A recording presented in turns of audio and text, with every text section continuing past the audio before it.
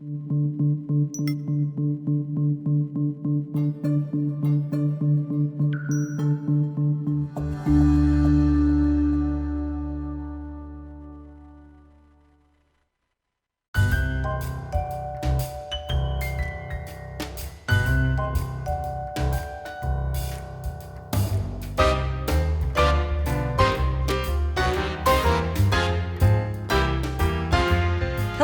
Caralee Gurney, and thank you for joining us on North Texas Networkers, a show sponsored by Craig Schrank with Willow Bend Mortgage. Thank you again, Craig. We are so glad that you do this for us.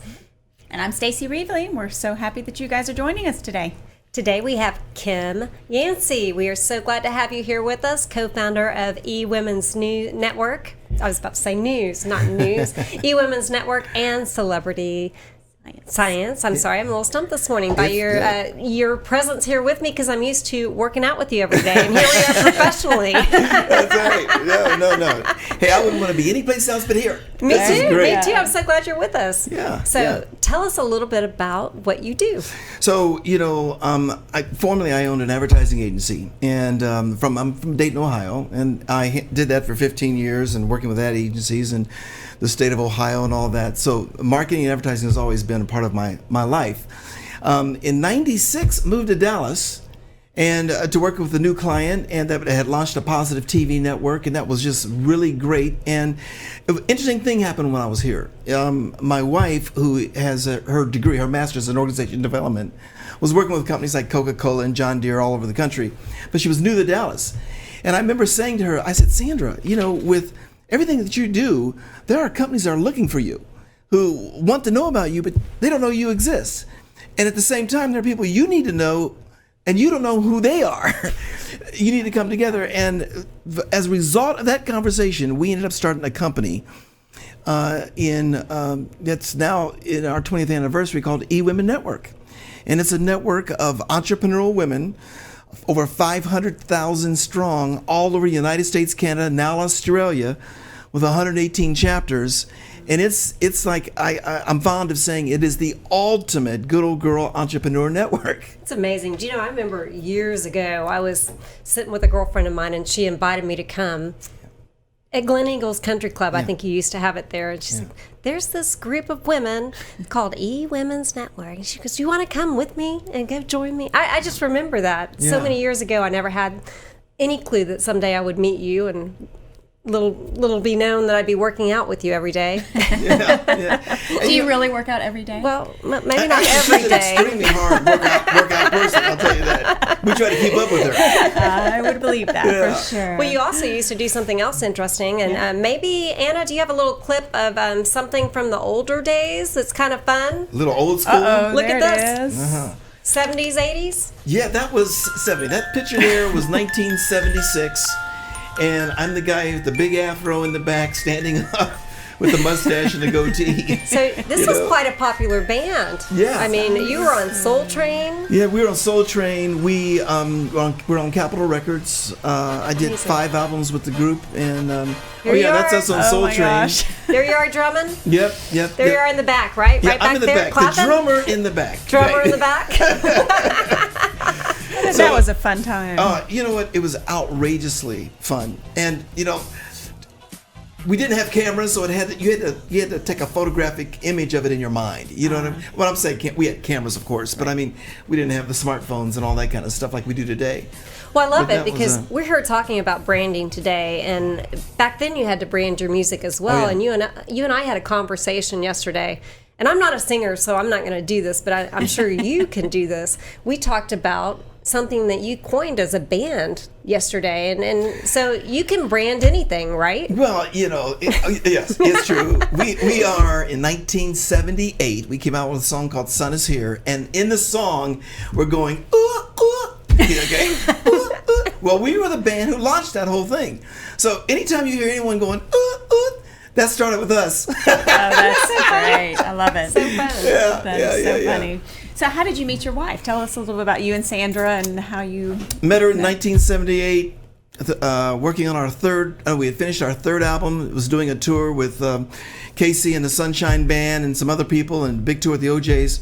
And I met her that year. She saw me in a. I mean, it's a real fun story. I'm gonna just give you the short version of it. But she worked in a bank. I was in the band. She had heard about us, and she called me. And normally you don't get calls like this where she's inviting me to go out. And I thought, oh, this is pretty cool. Nice. And we met that way, and have been together ever since. Hit it off. Yeah, just hit it off.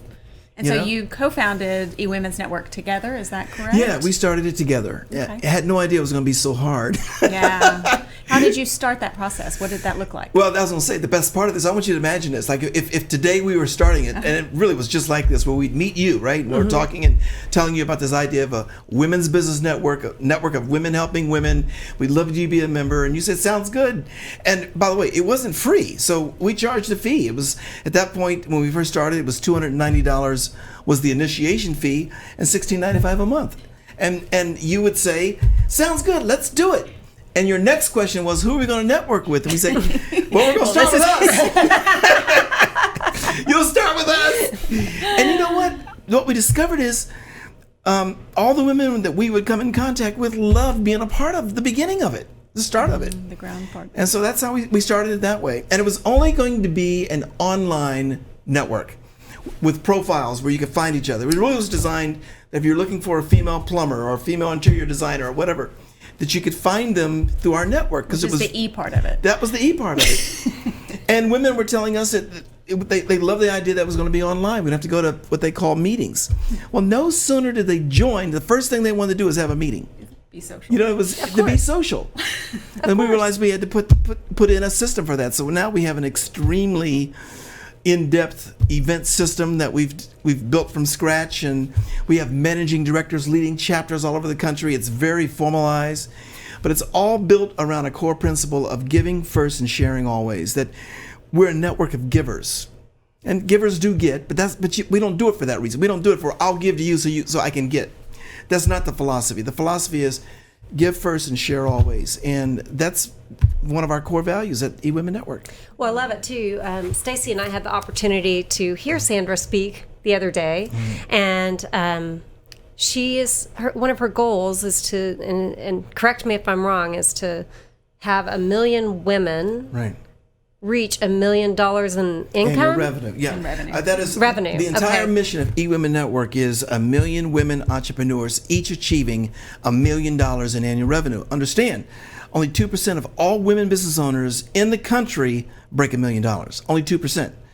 And there is listen, everything is really great about the Time's Up movement and the Me Too movement. All of that is fantastic.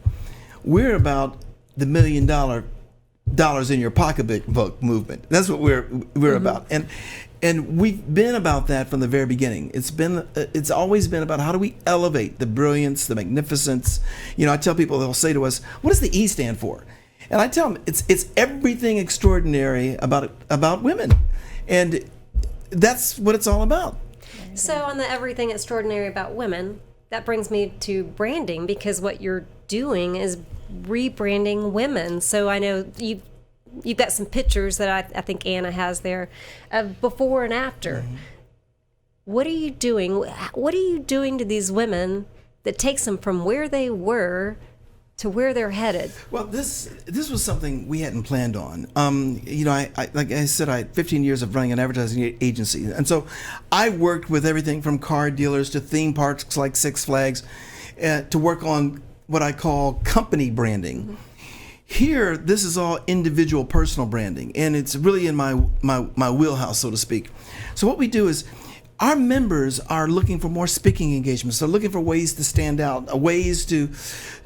Got pictures up here too. If you want yeah, that's one. Yeah, that's one of the ones.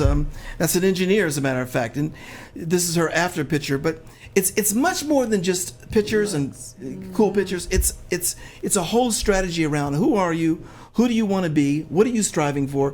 What's your end game? I mean, all these questions we explore very deeply with people.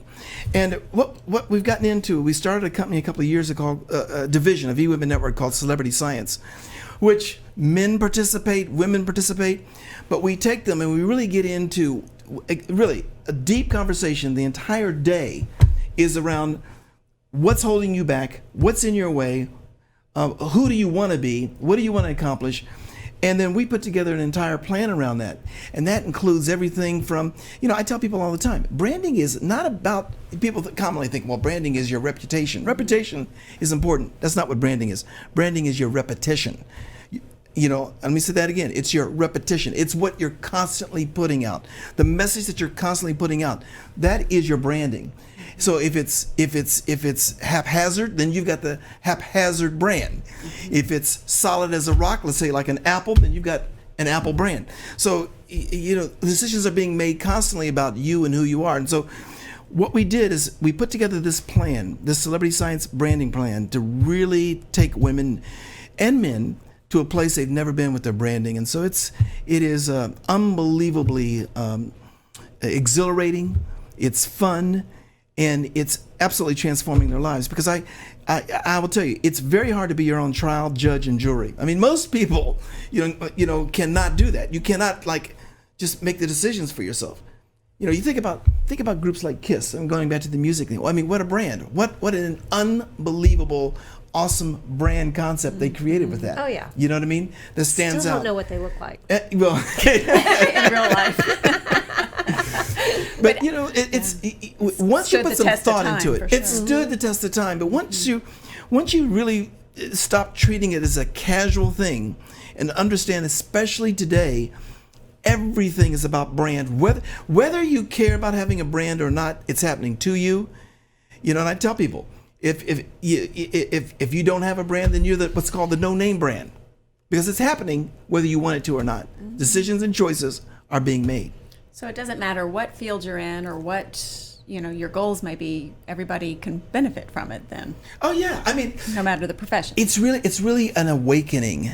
I will talk to people, like I'm working with a CPA down in Atlanta, and she's 53, 54 years old, and she's saying, I'm tired of playing small.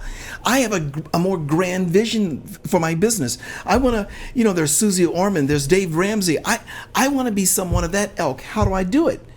And so we're putting together a whole strategy with her, with video tips. We've got a whole campaign with YouTube. I mean, people don't understand. This is an extraordinary time for all entrepreneurs. You have to know that, like right now, if you were to go to CBS television and say, hey, I've got a podcast, put me on your network, CBS is going to say, no, I don't think so, because they're very select, or you got to pay a lot of money. Mm-hmm. They're just not going to give. You just can't walk into a national network and get a show. But guess what? You can go to YouTube and do a national show and not pay for the platform. See, CBS is a platform. NBC is a platform. YouTube is a platform. It's a free platform. Now, by the way, I'm not employed by YouTube. I'm not trying to sell YouTube. All right? I have no interest in that. I'm just saying, as an entrepreneur, it doesn't get any better than that. Because whether you're on YouTube or whether you're with CBS or ABC or NBC, you've got to bring a great message to the network. Well, the same thing. You got to bring a great message to YouTube if you want to attract followers. And once you understand that and plug into that and just start to up your game, because again, the world that we're in, people are going to make choices based on what they see, how you come across, what your message is, what's it mean to me. I tell people all the time, people walk around with signs. For me, there are three stages that people are in. One is, there's a sign on their head that says, I got a problem. That problem might be, I'm not making enough money. I don't have enough leads. I don't go on vacation enough. I got a problem because my life isn't what it needs to be. Or I got a need, or I got a want. And that's what all of us are walking around with. It's a problem, it's a need, it's a want. All of us fall into this. Mm-hmm. And you have to know, that's your marketplace. That's your marketplace. Makes sense. So it's an extraordinary time right now. There are people, like, for example, on YouTube that will get a lot of views. Mm-hmm. Now, you got to think about that for a minute. Great, you got millions and millions of views. Now, some people are able to monetize that, and they're getting advertising dollars off that because advertising spots are going on there.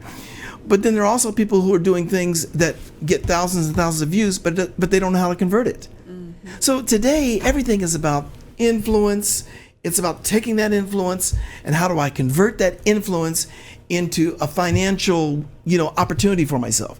So all of these things, it's not hard, but it's deeply strategic, thoughtful. Mm-hmm. And you've got to be willing to do the work in that. And that's why more people are really engaging in what I call the U brand now.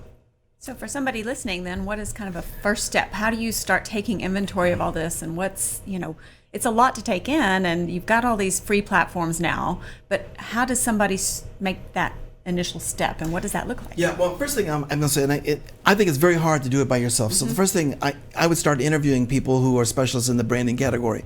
I just would. But let's just say the first thing you do is, and it's all kinds of little things, is looking at who in your marketplace is doing the thing that you'd like to do at the level you'd like to do it. In other words, who is above you? Who is it that is a shining example of who you want to be? So first of all, look at that. Look at their website. I call this, I'm a big believer in stimulus. And stimulus is all the things that will allow your mind to wander and explore, that give you insight into your own brand. So if I've got 2 or 3 other companies that are accomplishing or hitting the numbers that I'm trying to get, I'm going to use real estate because you're both in real estate. I'm going to first of all go look at their website. I'm going to look at their social media. And as I'm looking at it, I'm looking at what are they doing that's appealing to me, that's really pulling me in. I'm going to look at their colors. Colors, what I call your brand narrative and your mood, how you come off. See, it's really, we live in a world now where you can be very haphazard with that and not have any concern about what you're wearing, right. Or you can create an image and a vibe with consumers that pulls them in, and they just notice that she's got a vibe to everything she does. She has a mood with everything that she posts.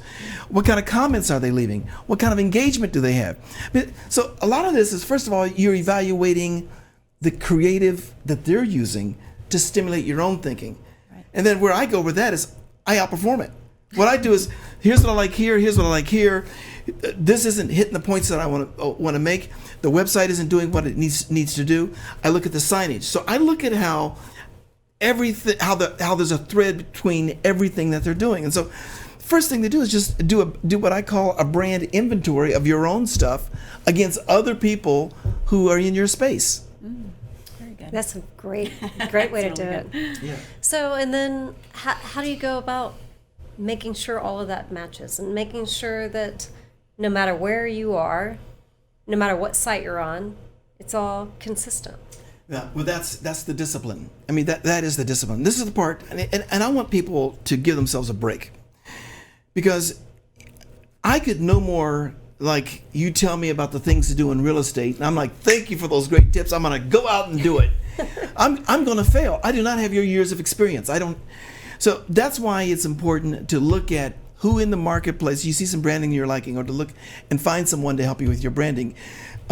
We have people coming to us all the time with, we want you to help us with our branding and how we're coming off. But what you got to do, you really do, you need to find someone. You need to go to networking events, find out who's into top branding, who's doing stuff in the branding realm, and they're out there. You can do some Google searches, and that's good, because you can also go look at their pages. You can look at how they're branding themselves. Right. You can look at who some of their clients are.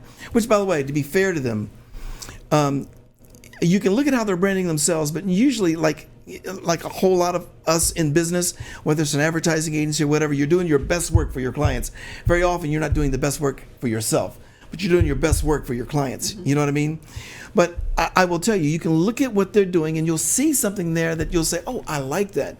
And you start to investigate what they're doing. But this is part of the process of interviewing and finding the right people to work with you. But they're out there. There are a lot of people. I mean, if you Google branding experts Dallas or branding experts Chicago, you will find there'll be names that come up, but you just have to dig through it and look through it.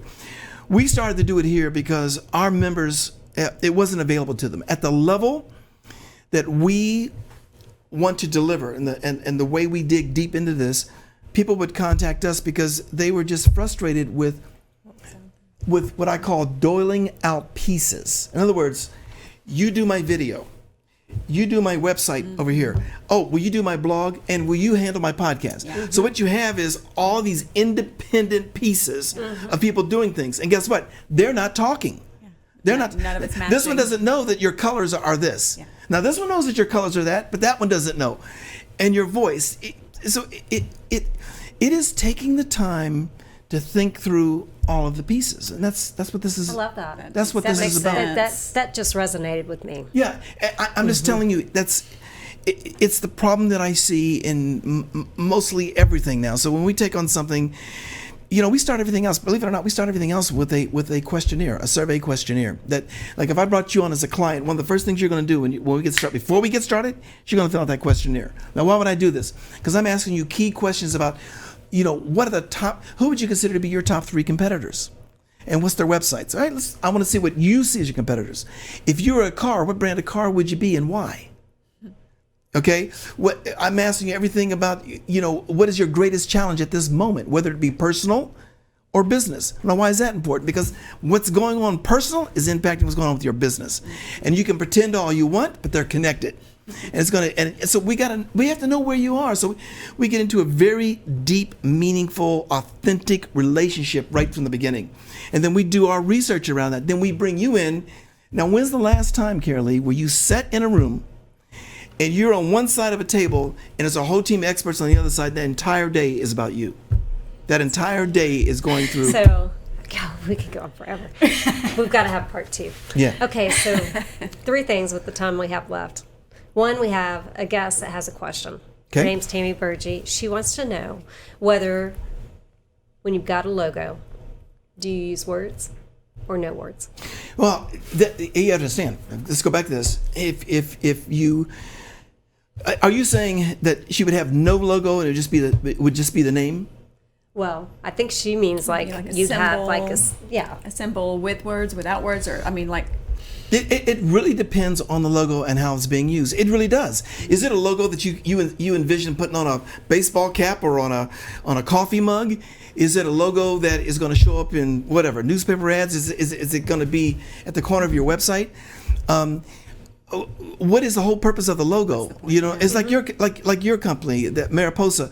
You have deep meaning behind that name, and that's a great story. Now I'm not seeing this on your website. But I would hope that the name of your company, that there is a paragraph, a little story about it. See, you're saying yes? No. Okay. But you get my point. But we usually use that because a lot of people ask us, so we use that as a time to share. To share the story, person to person, right? It's also a great thing to have on your website. You see what I'm saying? I'm just saying, because there is a connection, there is a uniqueness to your name and why you call it what it is and what it means to you and how that impacts your relationship with your clients. Right, you see the connection. Yes, that's on our task list. But you get my point. So, listen, in most cases, I always like a logo, but a logo, and depending if you put a symbol to it, can get cumbersome, can be quirky. And so it isn't like, it's clear cut. It is about, let's look at your brand. Let's look at what we're trying to accomplish. What is our messaging? Okay. Second thing is, I want to make sure that we played one of your videos. I just love, I forget the gal's name. Oh, Lenore? Was it? Yes, I think so. She wants to be a lifestyle influencer. So I think I've got... this is a classic example. If we can pull up Lenore's video, because I just want people to see your results. Well, I'm really big in creating a whole new thing now in creating montages. Now, a montage would be the opening of a TV show, like the Today Show or something, and you see, "Welcome to the Today Show," and you're showing all these graphic images. That's a montage. Well, as an entrepreneur, you can do that too. You can have a video montage before your show starts that shows this real cool high-end looking introduction that immediately elevates your brand. I mean, it moves you from local to international just because you created a visual montage that starts off your show every time your show starts, or in your Facebook post or your Instagram post or LinkedIn post. It's just little things. So I don't know if they're able to show that. You can find that one. It's the one you were playing earlier. Love that one. Oh, okay. Yeah, it's the one that says, Lenore, behind the scenes with Lenore, I think is what it says on the video. Well, okay. There we go. There, that's it. Okay, so yeah, see this, if you notice it, there's photography going on there. There was photography, but also video. So we actually have the most unbelievable experience. When we do our photography, we do about 20% of it in a photo studio. The rest of it is out and about. where we've staged and did some location scouting. And I'll have a videographer there as well, videotaping what's going on with the photographer, grabbing scenes, because I use live photography and live video, and I intersperse those. It's unbelievable, the effects and the look. Really cool. And I bring a makeup artist and stuff all there at the same time. That is so cool. That's incredible. How do you know when a branding strategy is working? What are some indicators that say it's working? You measure it. Yeah. Everything's measurable? Everything is measurable. And you need to be asking that question. Listen, here's my philosophy. I'll spend $1 million with you. Can I get $2 million back? And that's the question. This is the money that I've put into this. And frankly, I think you should be measuring it every single week. Every single week. This is what we're doing. What did we get? Did our likes increase? Did we get more comments? Why aren't more people commenting? Well, they're not commenting because it's not compelling enough. You're not giving them information that compels them to comment.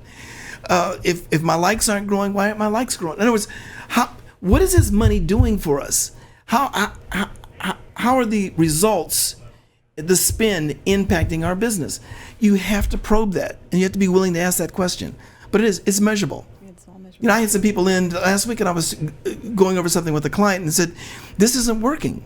This is not getting the result. Why is that? And sometimes, you know what? Your team just needs to be re-energized. Your team needs to know you're looking. I'm telling you, what gets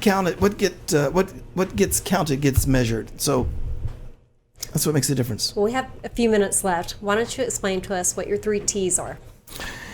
This is at the cornerstone of everything, and this applies to your personal life, your business life. But if one of these T's is missing, you're going to see something not perform at the level you want. So the 3 T's are time, touching, and talking. Time, touching, and talking. So you have to invest time in it.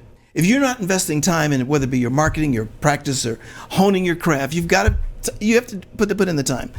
The touching as it relates to your personal life, or let's say for your personal life, whether it be with your son and saying, way to go, big hug, you're doing a great job, but touching, giving compliments, sending an email note, just wanted you to know today I'm so thankful that you're a friend of mine. You know, that's the touching part. In a work situation, it's just at a girl. It's, you know, what a fantastic thing you're doing, or I noticed what you did there. So you're touching the heart. And the talking is, you've got to have a dialogue. If you're not dialoguing, if there's no engagement there, nothing is going to happen. And that's where we break it. You know, but the talking has got to be a part of the equation. So I operate off of what I call the 3 T's: time, touching, talking. All those things are working. If I'm not having the relationship I want to have with my son, or if I'm not accomplishing something with a client, I can guarantee I can go back and say, which one of those am I not doing? That's very good. Very interesting. Well, that has just been fascinating. Wow. That's amazing.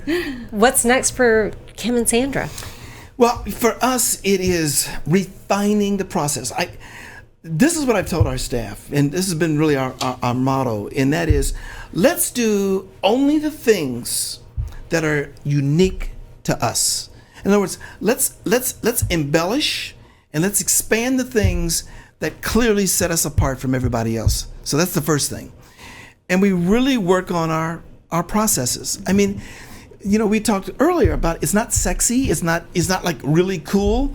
What's really cool is the effect it has on your business when you've got your processes in place. And so we have these 6 P's that we operate within the company. That's profit, performance, plate. I'm trying to do this, you know, off the top. You know, processes is one of them, and we operate off of this in terms of just making sure that, you know, the products that we offer to people, are we delivering on the products? Are we practicing those 3 T's? Are we talking, and are we engaging with them? So it really comes back. It's simple, but it takes a lot of discipline.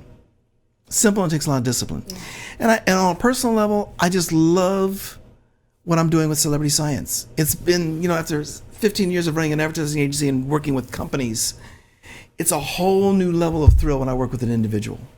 You know what I mean? Because now I'm really dialing in on what's going on with them.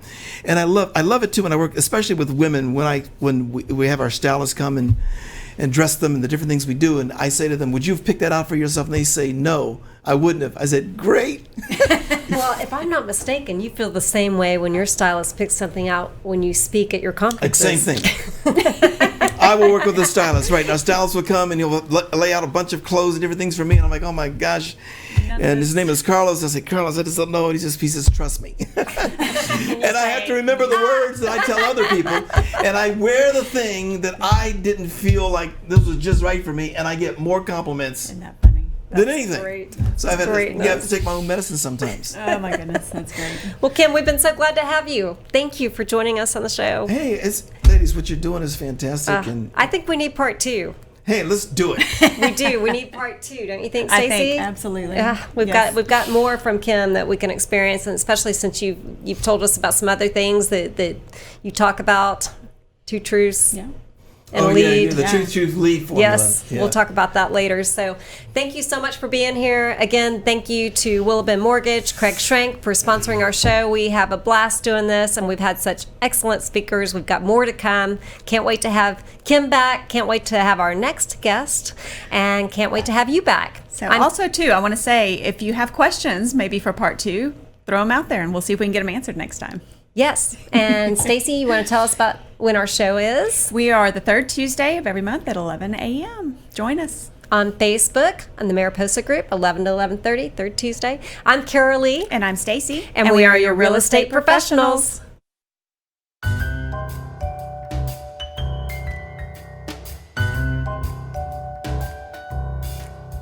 Thank you for joining us on North Texas Networkers. Visit our website, mariposagroupdfw.com. That's MARIPOSA Group DFW.com for more information about the show and other resources. I'm Caralee. And I'm Stacy. And we are your real estate professionals.